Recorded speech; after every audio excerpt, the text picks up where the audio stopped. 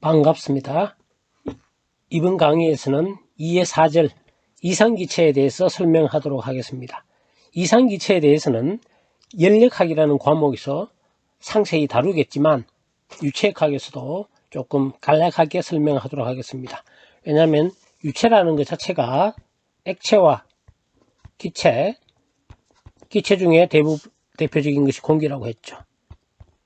이 공기는 일반적으로 이상기체 취급에서 우리가 해석을 할 수가 있습니다.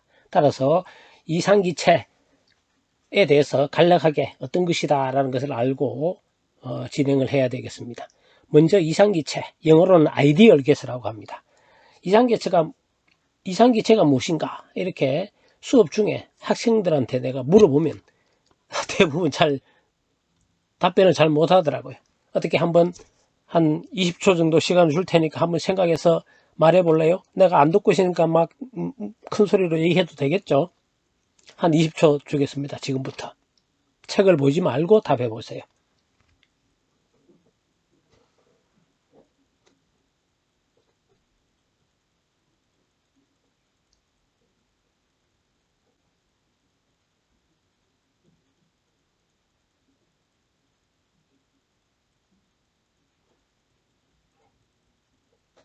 예, 한 20초가 되었으려네요. 생각보다 20초가 깁니다. 자, 이상기체가 뭐냐고 내가 수업 중에 학생들한테 물어보면 한 60, 70%는 잘 모르겠습니다. 그러고 그나마 생각해서 대답하는 학생은 이렇게 얘기합니다.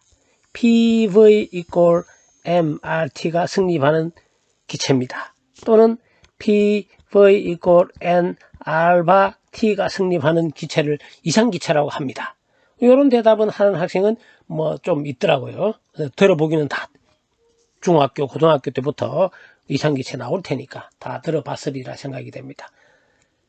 이 말은 주객이 전도된 겁니다. 이상기체인 경우에 이러한 상태 방정식이 성립하는 거지.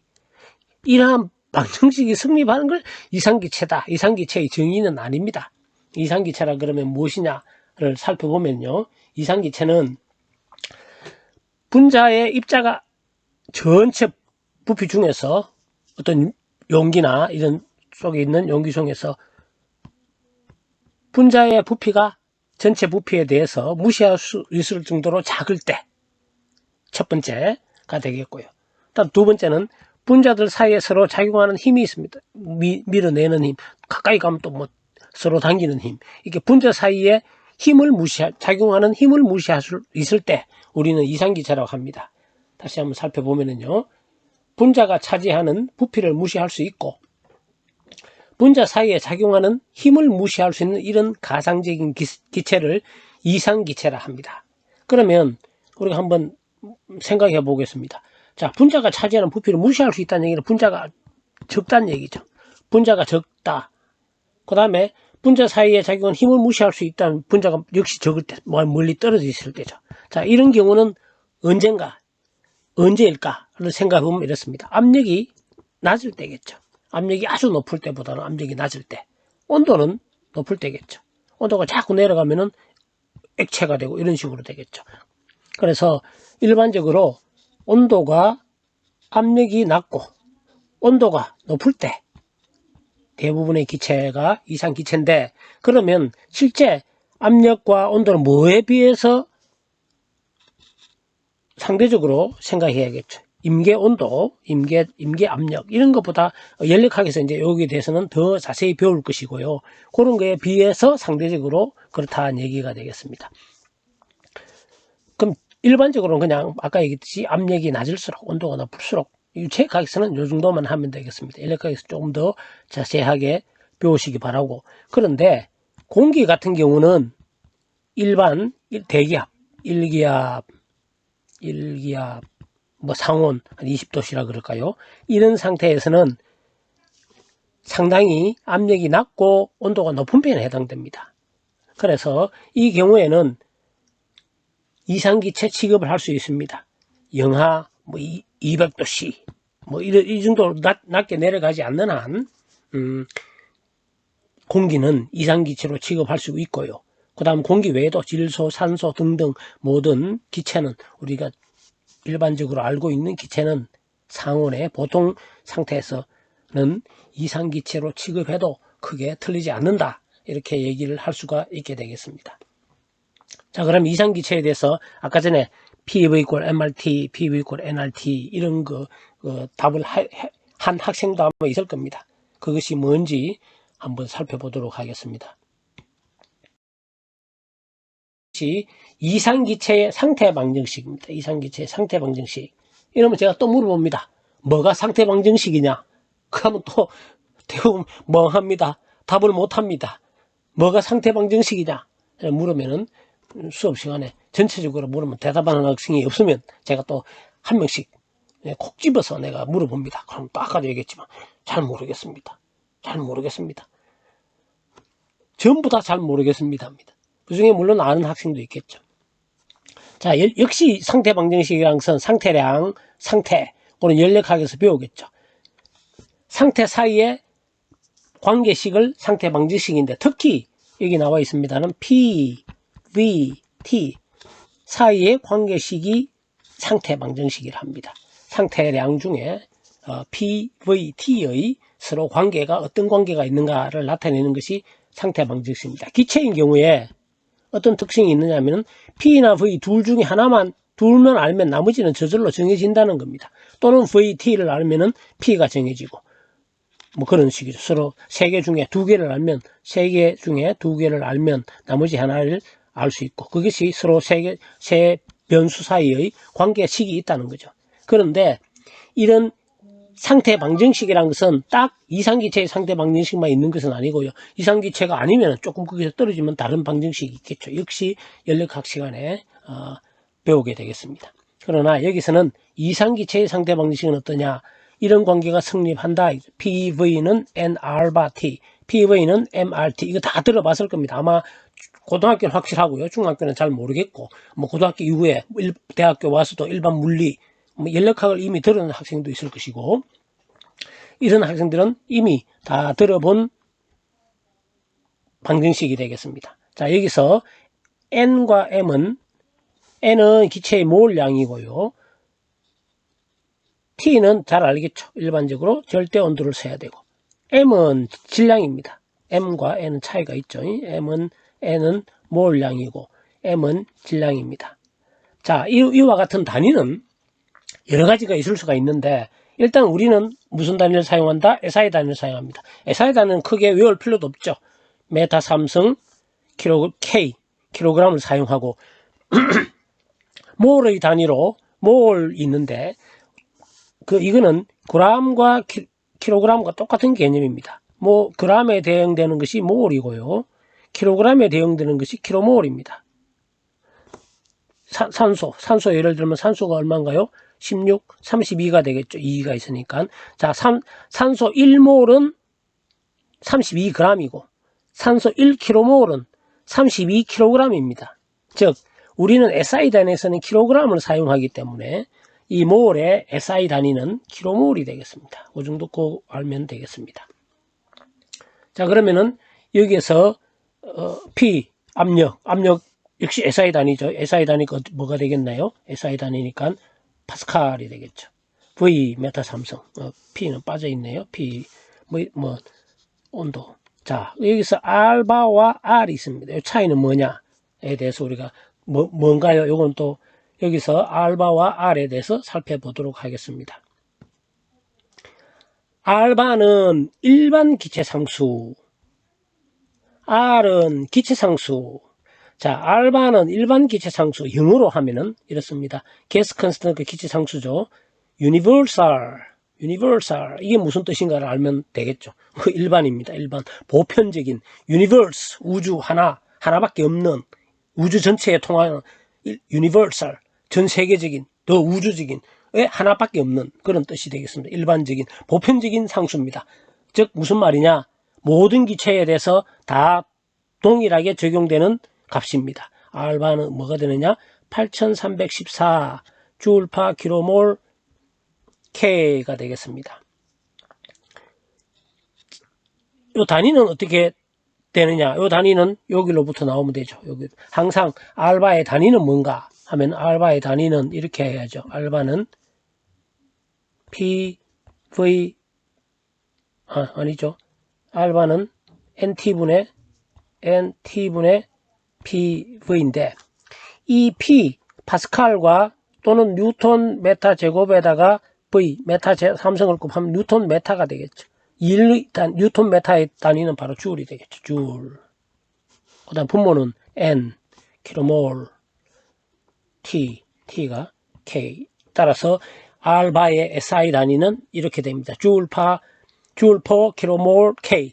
물론 이거 우리가 연력학이나 유체역학을 풀다 보면 뭐 단위 안 외울라 해도 외워지는데 혹시 까먹었다 그러면은 원래 항상 정의식에서부터 우리가 알 수가 있게 되겠고요. SI의 기본 단위는 8314입니다만은 또 키로를 붙여서 키로줄 많이 사용할 때가 있습니다. 그럴 때는 8.314. 자, 이제 우리 집 거래서 알바는 8314다. 이렇게 기억하면 되겠습니다. 혹시나 0.082 이런 게 배운 학생이 머릿속에 있는 학생이 있는지 모르겠습니다. 우리 때는 제가 고등학교 다닐 때는 대학 다닐 때도 대학은 이제 고등학교 다닐 때는 이걸로 배웠습니다. 0.082 물론 이 단위를 따로 알아야 되겠죠. 이 경우에 대해서는 뒤에 예제 2의4에서 설명을 하도록 하겠습니다. 즉 모든 기체에서는 알바가 같습니다. 그런데 기체상수는 gas constant R은 정의식이 R은 M분의 R바가 되겠습니다. M이라는 것은 기체의 분자량이 되겠습니다. 따라서 기체상수 R은 기체의 종류마다 다 다르죠. 8314를 나누면 됩니다. 그러면은 R이 제일 큰 기체가 뭘까요? R이 제일 큰 기체, R의 값이 제일 큰 기체. 분자량이 가장 작으면 되죠. 수소가 되겠죠. H2. 수소의 경우에 R이 제일 크겠죠. 이렇게 기체마다 R은 기체상수는 다 달라지는 값을 가지게 되겠습니다. 표 2의 3에 여러가지 기체의 분자량과 기체상수를 나타내고 있습니다. 굳이 이 표를 찾지 않아도 되겠죠. R을 예를 들면 아까도 얘기했죠. 수소 4124, 8314인가요? 나누기 2 맞나 이거? 나누기 2, 2, 4, 8 이런 2 맞네. 2 맞는지 정확하게는 2.016으로 나눠야 되겠죠. 헬륨 마찬가지고 다 이런 식으로 8314에다가 이 분자량을 나누면은 이런 값들이 가지게 되겠습니다. 공기 같은 경우는 28.9 29 정도가 분자량이 되니까 그걸 나누면 286.9인데 보통 우리가 공기의 경우 이 값은 그냥 287 이렇게 자주 쓰니까 이렇게 저절로 또 외워집니다. 또는 8314에서 나누면 되고 그렇지 않으면 표를 참고해서 보면 되겠습니다만은 그냥 8314에다 분자량은 대개 다 정확하게는 할 필요 없고 2, 4, 28, 32, 44 이런 식으로 해서 하면은 쉽게 우리는 기체 상수를 알아낼 수가 있게 되겠습니다. 자, 다시 한번 이상기체의 상태 방정식을 아까 앞에서는 두 가지 2의 10식과 2의 13식만 얘기했습니다. 이거 외에 2의 14식, 2의 15식도 우리가 사용할 수도 있겠죠. N알바와 MR의 관계는 말 그대로 요거 이꼴 요거죠. 요거 이꼴 요거 되겠습니다. N은 앞에서도 얘기했습니다만은 얘기한 것보다 몰이라는 것은 질량을 분자량으로 나눈 것이 N이 되겠습니다. N. 그러면은 N알바를 다시 한번 볼까요? N알바는 M분의 M 알바가 되겠고 요 식과 비교해 보면은 R은 바로 M분의 알바 두 개가 같다는 것을 알 수가 있죠. 이렇게 해서 2의 10식, 2의 13식을 가장 많이 사용하는 식이고요. 또 우리는 분자량을 m을 나누면 이 식에서 분자량을 m을 열로 나눕니다. 그러면은 m분의 v가 되면은 바로 이게 되겠죠. m분의 v를 비체적이죠. 연력학에서는 이 식을 또 많이 사용합니다. PV는 RT 소문자어.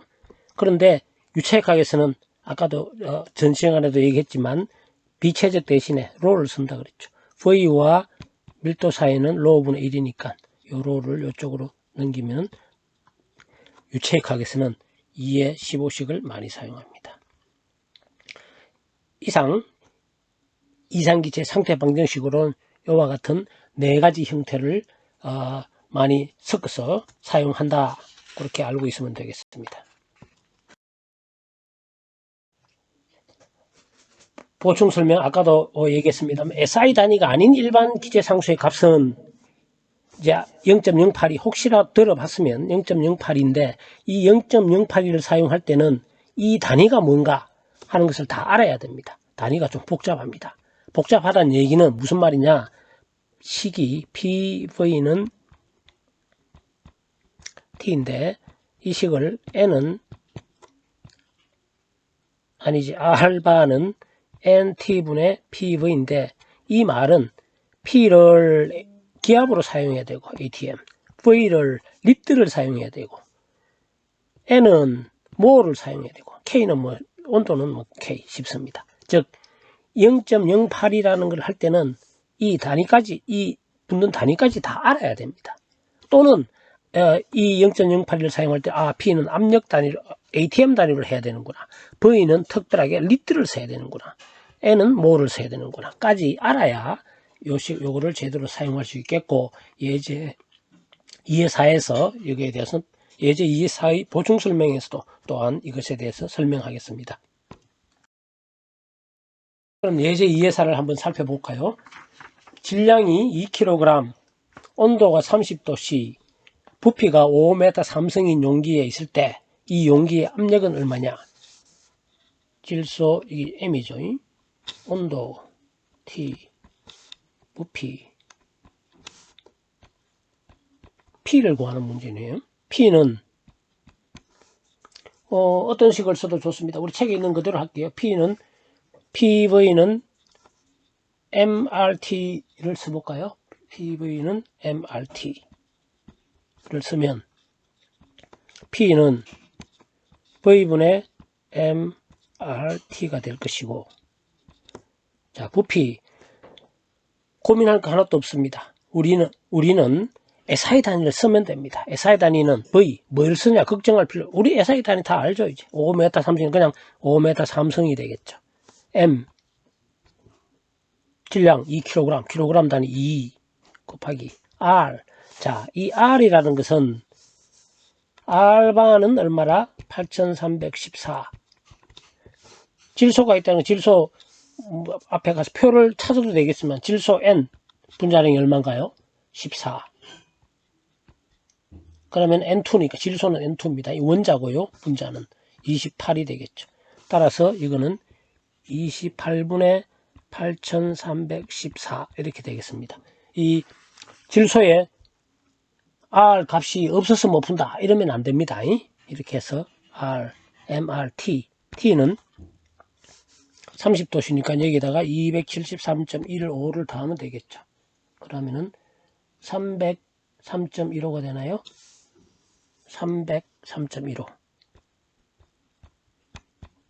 이렇게 해서 계산을 합니다. 계산을 하면 값이 얼마가 나오느냐 계산기로 해보면 36000으로 나와. 36000 앞에서도 얘기했죠. 이렇게 해놓으면 안 된다고. P가 36000 뭐 어쨌다고 단위를 붙여줘야 되겠죠. P의 SI 단위는 파스칼이 되겠죠.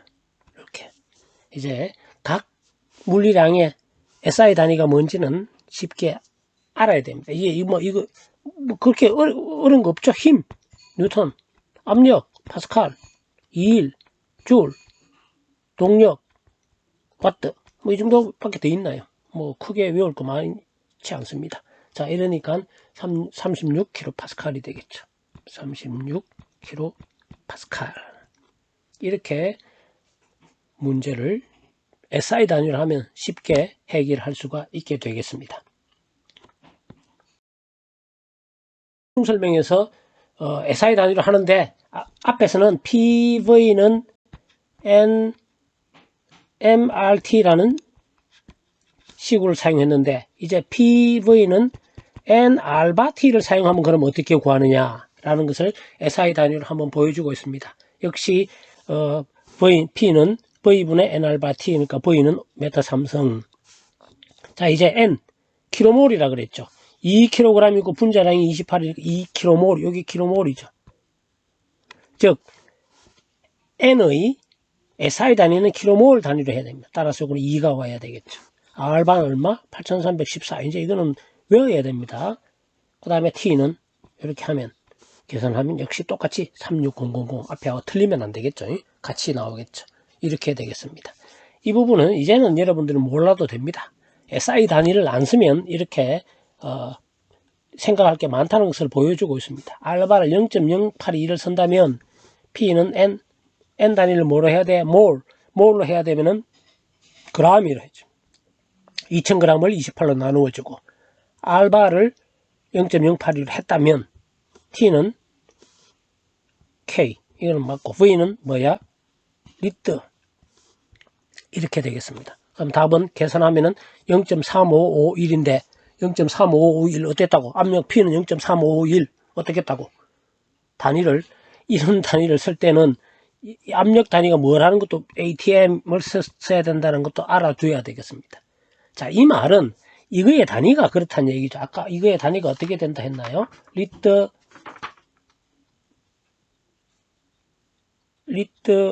ATM per mol K 이런 단위가 되죠.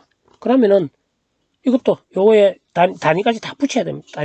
따지보면 요게 몰이고 요게 K이고 요게 리터니까 이제 지어봅니다. 단위를 지어 몰 지워지고 K 지워지고 리터 지워지고 따라서 ATM이라는 얘기죠. 원래는 이렇게 되는 거죠. 자, 그렇지만 이렇게 문제를 푼다면 0.08을 사용한다면 이거는 몰 단위 써야 되고 부피는 리터 단위를 세야 되고 이거는 뭐 K 절대 온도니까 쉽고 그럼 답 나오는 게도 ATM 단위를 쓴다까지 다 알고 있어야 되겠습니다. 이렇게 불편한 점이 많겠죠.